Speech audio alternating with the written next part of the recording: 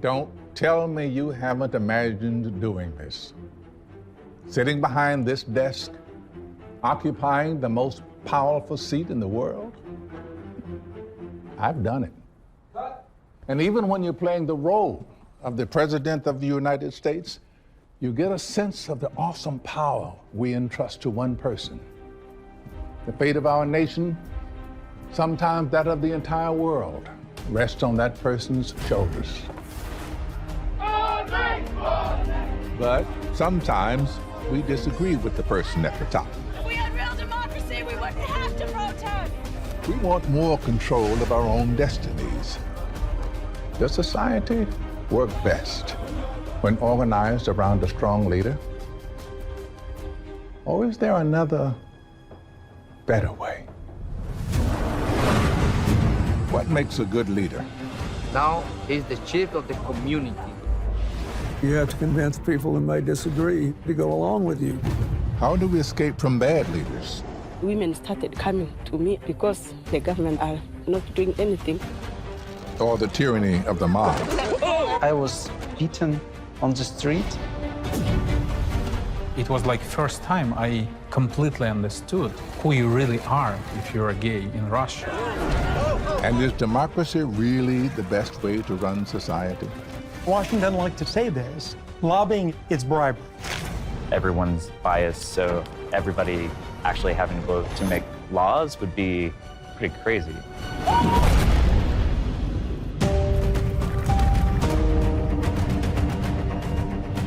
This is my journey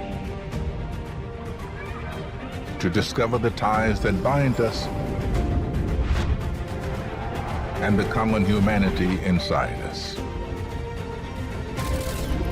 This is the story of us.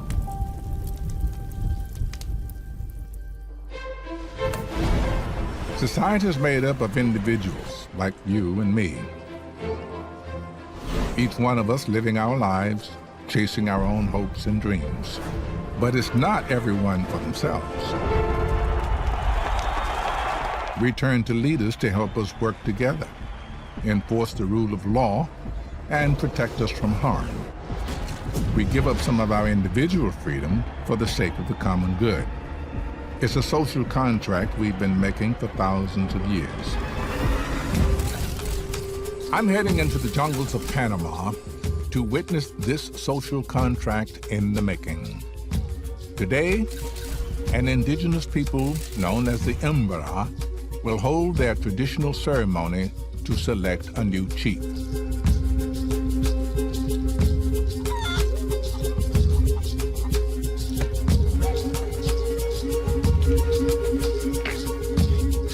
You can see they like to play soccer or football. Yes. Nelson, who learned English at a school in Panama City, is taking me to the Embera's equivalent of Capitol Hill. This is the local house. We use this for meeting or for dance. What we would call lodge. Yes. Yeah. Once every 4 years, dozens of villagers gather in this lodge to choose their new leader.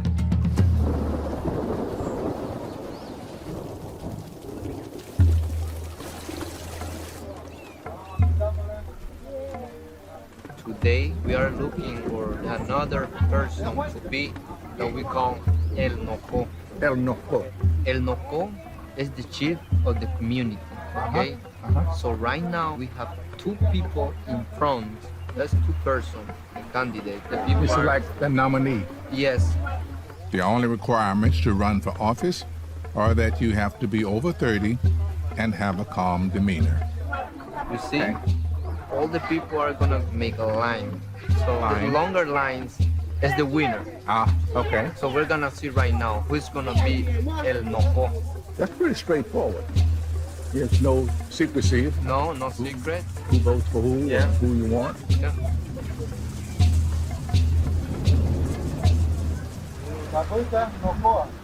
The winner is him. Ah. Now he's the chief of the community, El Noco. Okay. The election is simple and transparent. There's no mudslinging, no hard feelings on the losing side. In fact, The runner-up serves as a kind of vice president. And everyone joins the victory celebration. Now, what do you have to do as chief? The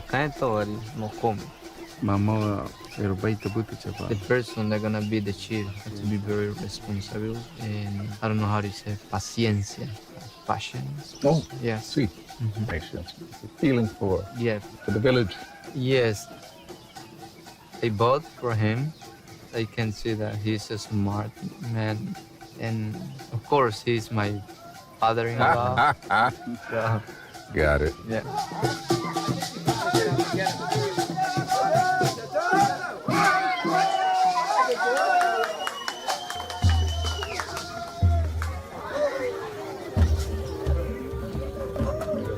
This is incredible. To see something like this, true democracy in action. Of course, the MRI need to work together to survive. So it's necessary for one person to coordinate the group to get things done. That's why they entrust power to the chief. This kind of cooperation has helped human societies flourish all around the world. It's a reminder of what's at the core of our own political system. It's how simple it could be.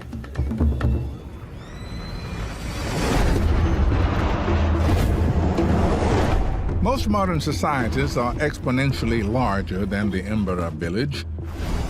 Leaders are now expected to protect millions of people in the nation state. Now it is time to take longer strides. Let us then move forward together. I want to know what the weight of that much responsibility feels like. I've come to New York City to meet someone who was leader of the free world for 8 years, President Bill Clinton. We, as a society, have this amazing rule of law and democracy. Why do you think it came out so strong? Well, I think it came as a reaction to popular dissatisfaction with monarchies.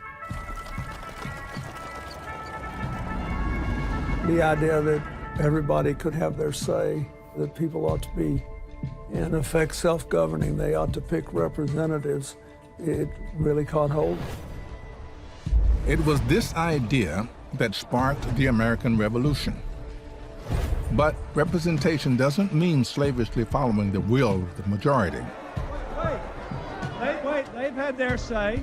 The pact between elected officials and the people they represent is much more complex. There's 330 million plus people in this country. You can't have a referendum on every decision. You can represent the will of your voters by trying to carry out what you pledged to do in the election.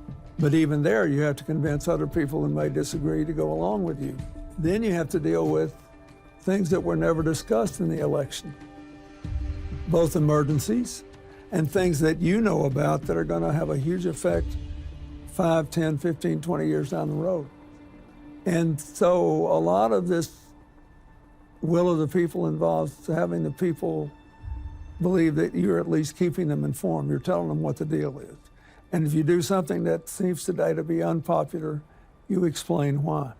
Give me an example of 2 of the really roughest decisions as our leader you had to make. I remember when Mexico was about to go under in 1995. And like economic advisors said, they got 24 hours to live, and then their currency will come crashing down, and you'll be flooded with immigrants. It was going to be a disaster, and we don't help them. But the American people were like 80% against doing anything, because they said, oh, they've got themselves in trouble. So I had the executive authority to do it, and I did it. And everybody said, oh, this is terrible. They'll never pay the money back. We're going to be ripped off.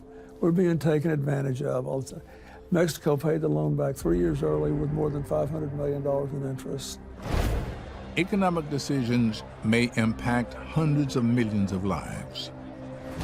But no choice is harder for a leader to make than sending their own citizens off to war. If you have to use force, you put the lives of young Americans at risk. So you need to be darn sure you're doing the right thing before you go around killing people, because there are consequences of that. People didn't want me to send soldiers in to throw a military dictator out in Haiti. Turned out no one was killed.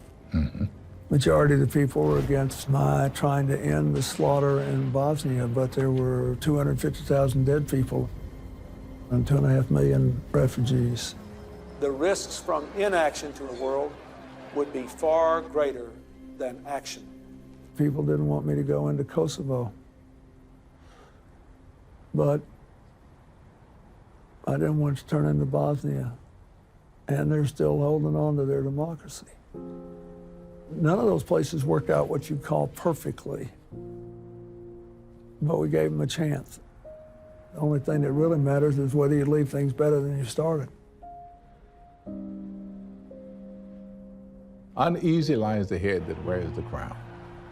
What Shakespeare wrote of kings still applies to our elected leaders today. President Clinton decided to make a risky loan to Mexico. He put the lives of American soldiers at risk to prevent genocide in Kosovo. These decisions were not driven by a desire to be popular, but for the long-range common good. That's what good leaders do. But around the globe, a wave of populist leaders is coming to power. Their quest for popularity may unleash mob mentality and persecution of the minority. You kill us, we kill your country.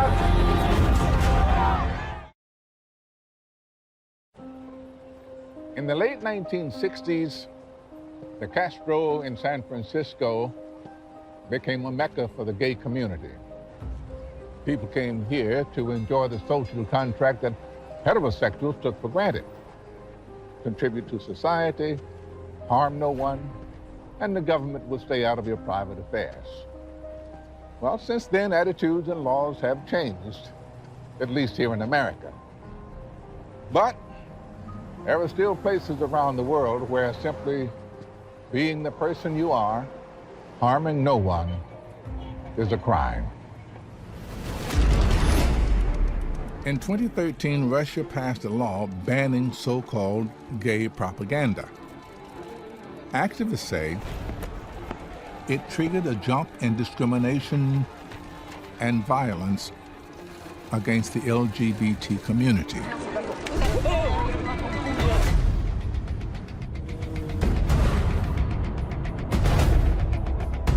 I'm on my way to meet a Russian immigrant couple, Oleg Dusayev and Dmitry Stepanov. In Russia, Oleg was a television host and Dmitry was a successful psychologist. I want to know why they left behind their careers to come to the U.S. So now you're a high-profile person. You've got a TV show going on. Yeah. When did you publicly come out? It was in 2013. Yeah. I came out on Facebook. I can show you that post. Today, and for me, it's a time to be brave. Openly and honestly, I want to tell you that I am gay. Orientation is not a determining factor in my attitude to life and people. Well said. World changed. Because I was on my work, I posted on Facebook, and I just went to the hall.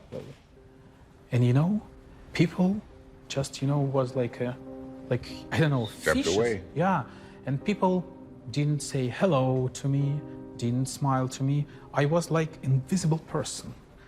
And so after that, it was like 2 weeks.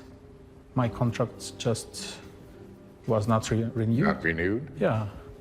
And I felt how dangerous is it. We have threats. It was nightmare, It's many messages, Facebook, texts, that story, this story. We were overwhelmed. It wasn't dangerous. I know we cannot hide our body language, and maybe sometimes my body express who am I. And I was beaten on the street.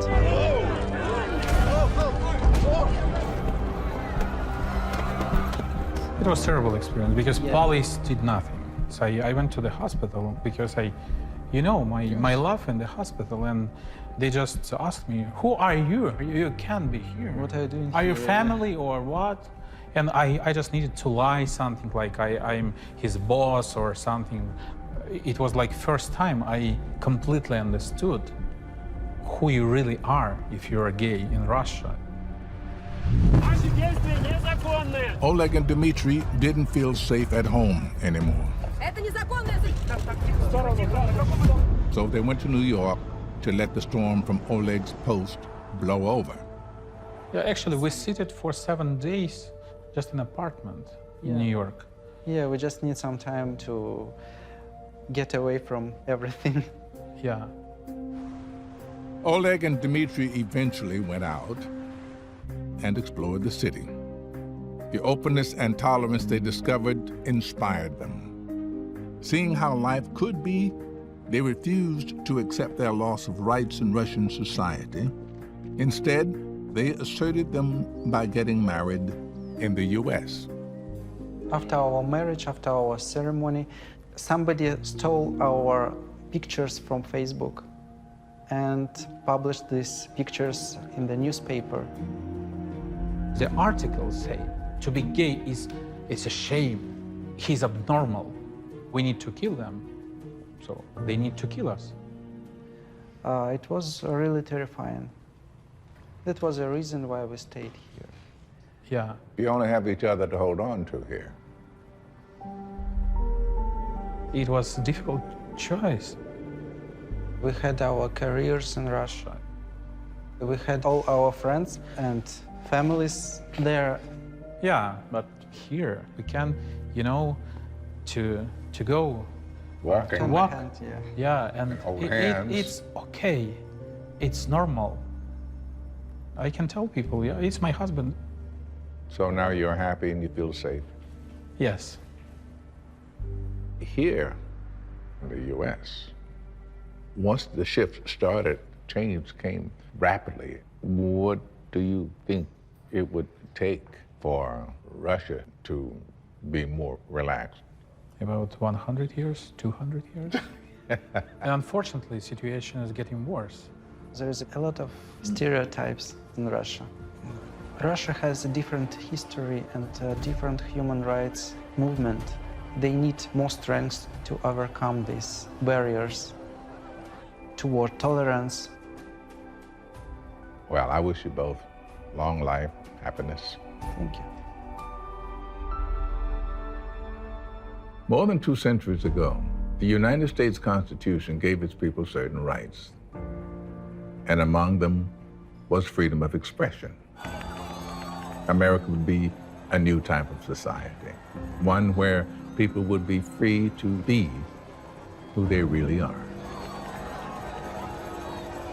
The LGBT community had to fight for those same freedoms until recently. Now, Oleg and Dmitry are engaged in a struggle to move Russian society forward. I hope they succeed, because in the end, any society that stops people from being who they truly are is bound to fall. There will always be divisions in a society, disagreements between political, religious, and cultural groups. When leaders exploit these divisions, they can steal power from the people and keep it all for themselves. In 1971, General Idi Amin took control of Uganda with a military coup. I must make sure that every Ugandans get a fruit of independence. He inherited a country hungry for a strong, native-born leader after decades of subjugation under British rule. Amin was initially greeted with cheers, but his regime soon became one of torture and murder. He earned the nickname the Butcher of Uganda. To try to understand how power can descend into tyranny, I have come to Africa to meet with someone who spent years in Amin's inner circle, Uganda's former Minister of Health, Henry Chiemba. Idi Amin had 8 years. In those 8 years of murders, killings, eliminations, how many people? It was a difficult figure to come by. 150,000, 500,000, we will never know. Do you know why Amin did these things? As time went on, power was getting sweeter and sweeter by the day. It always will, won't it? And he thought he could carry on. It seems that the longer he was in power, the more violent he got. Amin knew that he came into power by the gun. And he used to tell his soldiers that the gun is your sister, it's your mother, use it to get whatever you want. Many innocent people were killed. They were thrown on the lake, in the Lake Victoria. And they ended up going onto the River Nile. And you'd find the dead bodies floating on the river. Well, this sounds like there was just no law. They are using prisoners to beat their fellow prisoners to death, not knowing that the others will come and do the same to them. It is the kind of brutality you can't explain. They use detainees to commit these atrocities. Yes, I was advised, in fact, that my own brother was also killed in that way. What was your reaction to your brother's death? It's not something nice to talk about.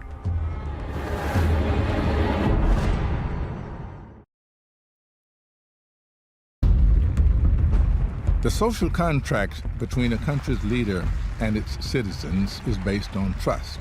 The solution must be determined by the people themselves. The leader protects the citizens in exchange for the power to make decisions that affect everyone.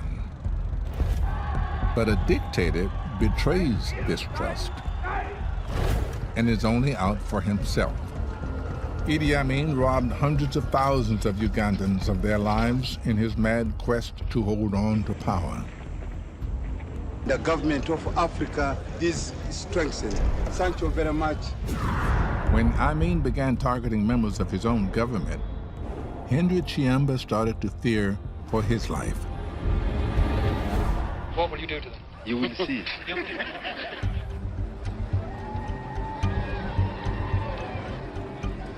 After the murder of 2 cabinet ministers who were friends of mine, someone sent me a note.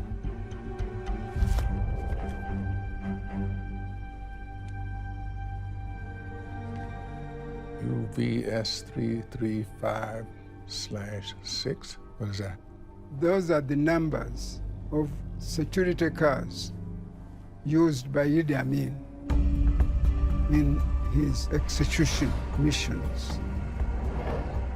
Someone left a note saying that he had heard some security boys in that car talking about me being the next victim for execution.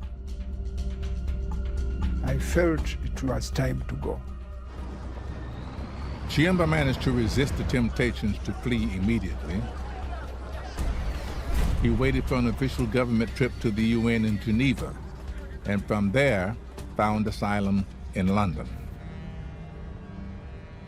You went to work after that to spread the word about him. I decided to fight Amin in a way that he could never fight me with a gun.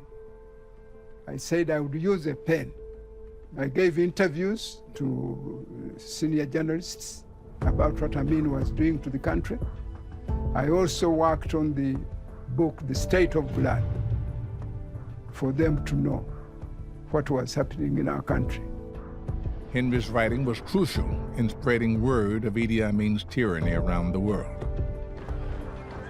Amin's ever-increasing lust for power led him to invade neighboring Tanzania. Foreign powers began to take action. Amin's ironclad grip began to loosen. What is actually happening in Uganda now? Troops are deserting the army, and Amin is in hiding. On April 11, 1979, Idi Amin was overthrown by Ugandan rebels and Tanzanian forces.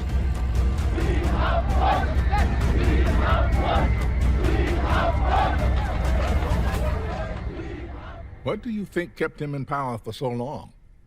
Amin was very unpredictable. He would do things that you think were absolutely normal, and yet, in the next minute, he's doing the exact opposite. And that kept him in power beyond what one would have expected. Brutality and unpredictability go together. The English historian Lord Acton famously said, "Power tends to corrupt. Absolute power corrupts absolutely." Few leaders have lived out that phrase more vividly than Idi Amin. Once he seized power, there was no moral line he wouldn't cross to keep power. The specter of Amin is still with us. Around the globe, strong men still covet power, would do anything to get it and anything to keep it. We must be ever vigilant against leaders who want power for themselves, not for us, the people. When people are robbed of their power, when they lack a voice in their own fate, they face a choice: accept it or fight back. But in the rural lowlands of northern Kenya, one group has found a third way. They are walking away and building a new society. Political science professor Faith Ogeto Orwa is traveling from the capital, Nairobi, to learn more.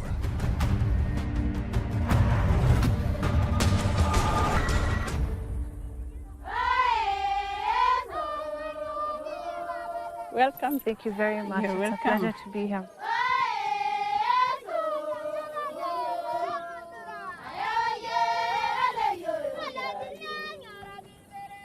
The village is called Umoja, and its founder is Rebecca Lolosoli. She and the other women here have created a society without men.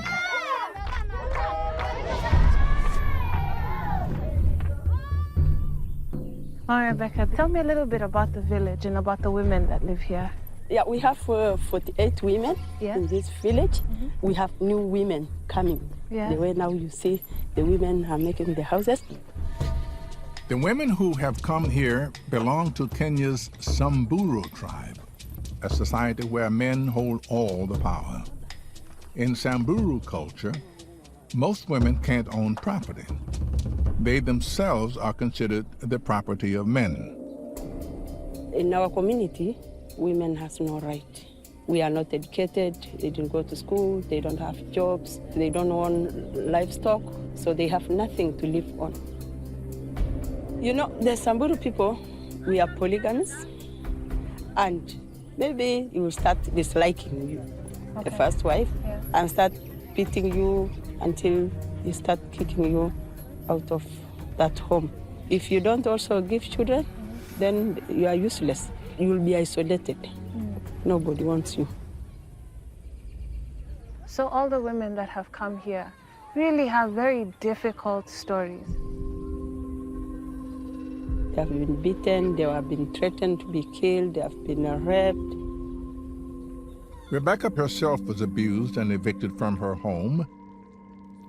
That's when she left to found Umoja. We started Umoja in 1990. decided to build the village so that we can stay together and live together. When the men started seeing it, experiencing success, now they wanted to kill me. They said, if we kill her, then everything will go down. The men come and beat the women, they rob the women. They wanted to kick us out of this land. Even my own mom told me stop. And I was telling her, I'm not going to stop. How did you protect yourselves?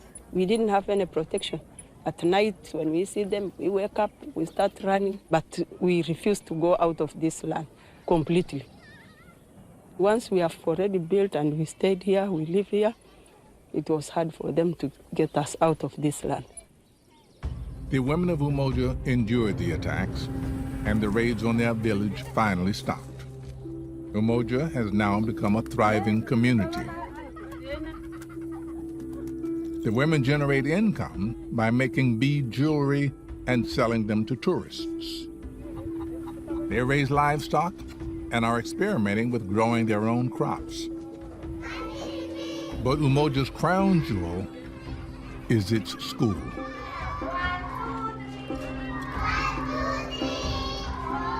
This is where the women are creating a new society, different from the one in which they were raised.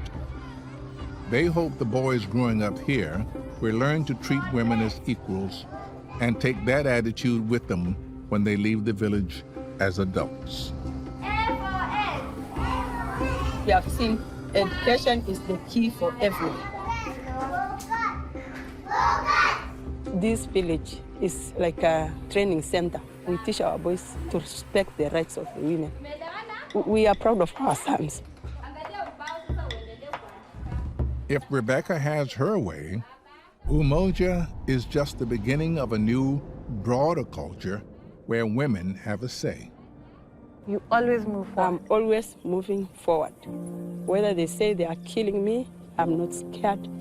I'm always going forward. So our life is always improving.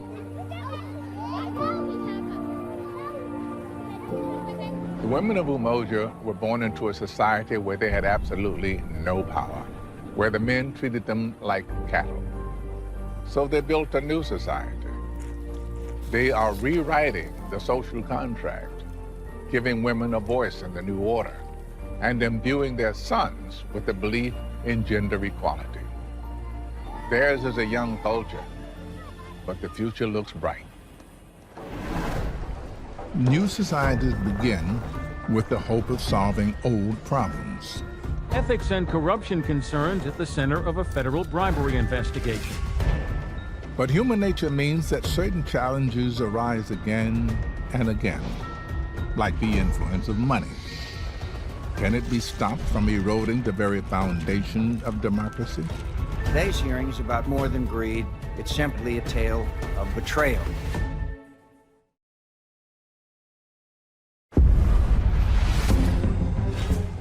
In a democracy, power is ultimately supposed to rest in the hands of the people. But it doesn't always work that way. Lobbying, greed, and corruption strip voters of their power, selling influence to the highest bidder. No one knows this better than former lobbyist Jack Abramoff. Great to see you. Thanks so much. Thank you. Got a table back here. Okay. From our first hearing, Mr. Abramoff's insatiable greed came to the fore. One of K Street's most successful lobbyists, Jack became infamous when he was convicted of taking illegal kickbacks, wire fraud, tax evasion, and bribery. He spent nearly 4 years in jail for his crimes. Some races were impacted by lawmakers' connections to disgraced lobbyist Jack Abramoff, part of what Democrats labeled a culture of corruption.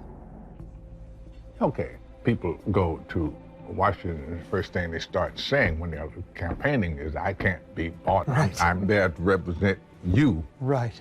And it doesn't last that long? No, I think almost everyone shows up like that. But over time, and sometimes it's only a few hours, and sometimes it takes a few years, eventually the lure of the political money, which they need to get reelected, becomes so strong that in fact they get affected. So what happened with you? You were obviously very good at it. Well, I was deep in the game. I opened up a couple of restaurants where I let them eat like it was a cafeteria. When they wanted to go play golf, I would put them on my airplane and fly them to St. Andrews to play at the old course. And ultimately, what happened was an article got written in the Washington Post about my lobbying practice on the front page, and I became the great villain of Washington. And I at first didn't think I did anything wrong, but I decided to go back and reread the million emails that I had sent in the course of being a lobbyist. And I started rethinking myself and started thinking, you know what? I cooperated, I pled guilty, and away I went. At the end of it, I realized it was wrong. This system where people pay to play in Washington. Paying to influence government is all too common for the powerful corporations that can afford it.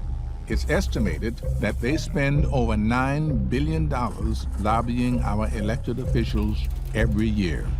See, there are about 535 people between the House and the Senate. How many of them are clean? Well, clean in the sense of not allowing people to give them money, very few. Maybe a dozen on both houses. Maybe. But most of them unfortunately do, and they excuse it by saying this is the system we live in, and this is how things are done. This is not the way a democracy should work. No. And it wasn't the way this country was supposed to work. What should we be doing to make things a little easier, a little better? If the money were removed, it would have an immense effect not only on the system in terms of our political system, but on the individual congressman. There are other things also. For example, term limits. I was against term limits. When I was a lobbyist, I wanted every congressman to die in office when they're 150 years old. Because the same way when you have a car, right? You have a car, you run out of gas, you don't go get a new car, you go to the gas station and put some gas in, right? Yeah. So if you've bought a congressman and you're a lobbyist, you don't want to have to go buy a new congressman, you just want to put a little more gas in the tank. And people, when they get there at the beginning, they're not really corrupt, they're not part of the system. Get them out of there before they become corrupt. Well, I'm going to tell you something. I'm glad you went to prison because you had time to think. And now you're on a great crusade. You're on the high road. Thank you. Money is power. So many people in this country feel they don't have a voice, that the government isn't listening to them, that their vote doesn't count. And that's the truth. As Jack knows all too well, you have to pay to play in our American political system. I believe if we're going to make our democracy work, if we're going to make it truly representational, we're going to have to take money out of the equation and put people back in. But a seismic shift in the balance of power is already underway. The explosion of social media means everyone can express their will 24/7. Will technology make leaders more accountable? Or will it make leaders obsolete?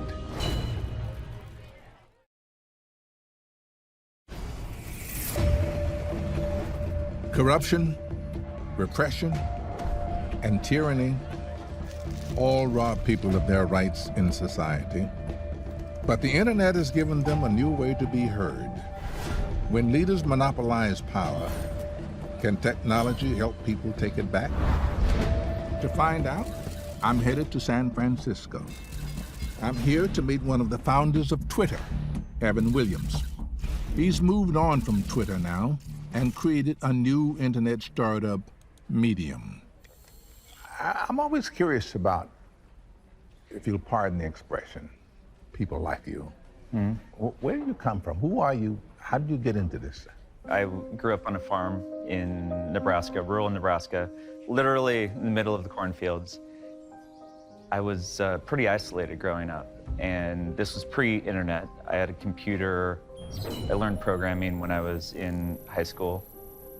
And when the internet started emerging in the late 90s, what I believed at the time was once everybody had a voice, we would all be smarter because good ideas would rise to the top and truth would rise to the top, and we'd be able to say, well, that's wrong, this is good, let's talk about it. I'm thinking about, my father was a barber, and the barber shop was town hall. So everybody either heard it on the radio or they read the paper, and they came to the barber shop and discussed it. Is Twitter the extension of that? Yeah, we've used that analogy before of the global town hall. Turned out it was more complicated than that. So when we built Twitter, it was with the ethos of we want to connect as many people as possible and let information flow as freely as possible, and with an assumption that most people are going to use that in a good way, which is true, but the degree to which people who are the bad actors can spoil it for other people, we didn't really design in well enough. And so I compare it to the real world and saying, even if you believe most people are good people, you still may lock your door when you leave your house. So the internet is a good thing. We can all know more about each other and perhaps be smarter. That's the hope. On the other hand, we have the dark side. Which side's winning? It's really pretty equal match right now. I think what we found is that what gets rewarded on the internet is attention. It doesn't reward quality of attention. It doesn't reward accuracy of facts. And people have figured out, well, what's the cheapest way to drive attention? Have a car crash. And it gets this self-reinforcing cycle. So if you look at a car crash, then the internet thinks, oh, you like car crashes. Here's more car crashes. Evan sees these digital car crashes, clickbait, trolls, and fake news as threats to the internet's promise of giving power back to the people. Have you come up with any idea about how to go about this, I'm going to call it cleanup? The way that I now think about the internet is it's neither good nor bad. It's a technology that makes it easier for people to get what they want. It's not that dissimilar from other technologies. If you think about agricultural technology, help people get what they want and need, nourishment and food with less effort. But then the technology kept going, and it feels like it's probably gone too far. The fact that we have access to these cheap calories at all times, and that feels good in the moment, but is way beyond nourishment. What are you doing with your new company to change what people get from the internet? With Medium, we're definitely trying to move things in the right direction. We're trying to create a space for nuance and depth. I think that's the nourishment that may not be there in the junk food, and we're trying to make that really work. If we can get to the point where internet forums and social media truly reward thoughtful engagement, a new form of democracy could emerge. We could all vote all the time on every law. Representatives could become obsolete. But Evan believes direct democracy is fraught with danger. What we're seeing today is the ability for everybody to at least have a say. And it's, in many instances, been phenomenally powerful. Online activism has been incredible, but it goes both ways. The alt-right movement, which was really powered by people getting together online and who may have fringe ideas in their local community, but they find someone who agrees with them, and collectively they get critical mass, has been pretty scary as well. So the idea of direct democracy today, 10 years ago, I would have said, well, that's going to be awesome because the right things will happen. And now, I don't know. So is there hope for direct democracy in the future? I think today's information environment underscores the importance of representative democracy. Things are so complex today, much more than they were 200 years ago, that the idea of let's all vote on the healthcare bill and the complexity of that, to understand it, we need to elect people who we trust to make those decisions for us. But if everyone can vote on the laws themselves, you can't stop me from voting just by gerrymandering my district. I think what we're unhappy with is the representatives, not necessarily the representative democracy. But what I think the internet will drive us toward is demanding more transparency from the representatives and being actually responsive to their constituents' needs. And I think it's more possible to make that happen now.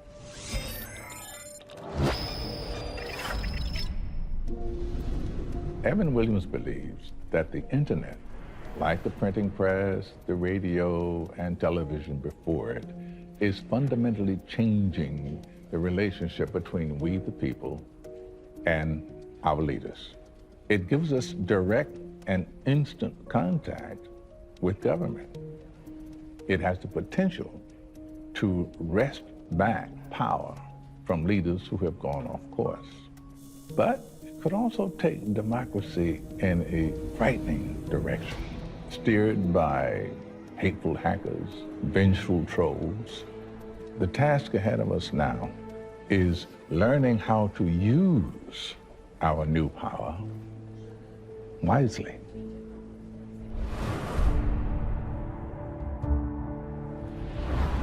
Since the dawn of civilization,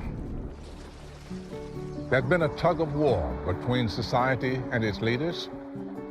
Now, we need leaders to get things done. But if we give up too much power, tyranny ensues. People lose their right to choose their own destinies. Today, we stand at a crossroads. Technology has given billions of us the power to make our voices heard louder and clearer than ever. Today, we have the power to shape society and be accountable for the world we make. Now, I'm hopeful, in spite of the dangers that lie ahead, because I believe that ultimately, there is one power that is greater than any despot, the power of the human spirit. I believe that.